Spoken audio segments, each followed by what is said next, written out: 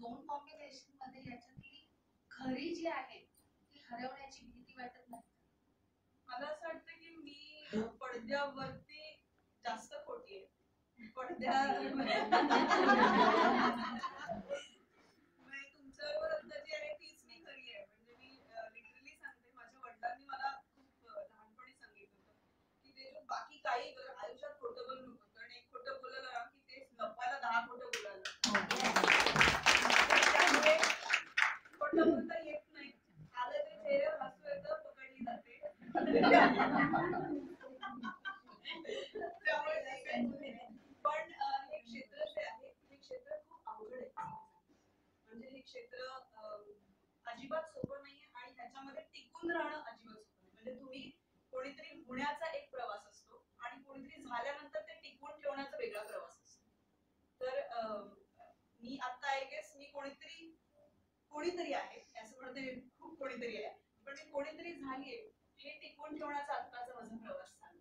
तर आणि आता मग निर्माती होणं किंवा वेगवेगळ्या लँग्वेज मध्ये स्वतःला डायव्हर्सिफाय करणं, हा मला असं वाटतं की ग्रोथचा एक भाग आहे.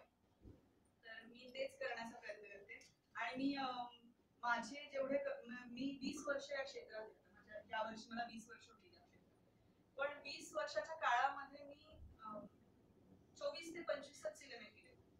याचाच अर्थ मी जे येईल ते घेत नाहीये. मी अत्यंत माझ्या कामाच्या बाबतीत पण परखड आणि चुजी आहे आणि मी मालिका पण अगदी 5-6च केल्या. मी वेब सिरीज आता धपाधप केल्या, कारण त्या खूप गाजतात. म्हणजे समांतर 1-2 असू देत, अनुराधा असू देत, रानबाजार असू देत, आणि आता नुकतीच अथांग नावाच्या एका वेब सिरीजची निर्मिती सुद्धा केली. तर मला असं वाटतं की मी डायव्हर्सिफाय करण्याचा पण प्रयत्न करते, कारण आपण कसं असतं, आपल्याला एका ठिकाणी फार रमायला आवडत नाही.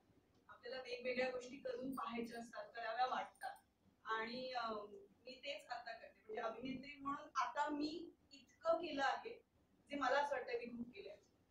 पण की आता ह्याच्या पलीकडे काहीतरी दिलं तरच मला अभिनेत्री म्हणून सुद्धा आणि एक ऑडियन्सला मी आन्सरेबल आहे.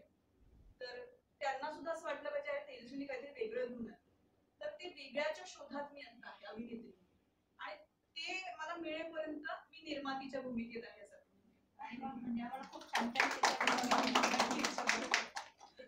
तुम्ही चुजी आहात म्हणून आम्हालाही बघायला नक्कीच आवडेल की नक्कीच काहीतरी मी काहीतरी वेगळंच घेऊन येईन आले तरी, कारण माझं कुठलाही, तुम्ही जर का आतापर्यंत माझे प्रोजेक्ट बघितले तर एकसारखी भूमिका दुसरी नाही.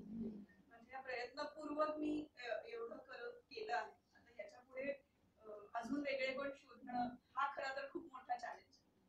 आणि मॅम तुम्ही जे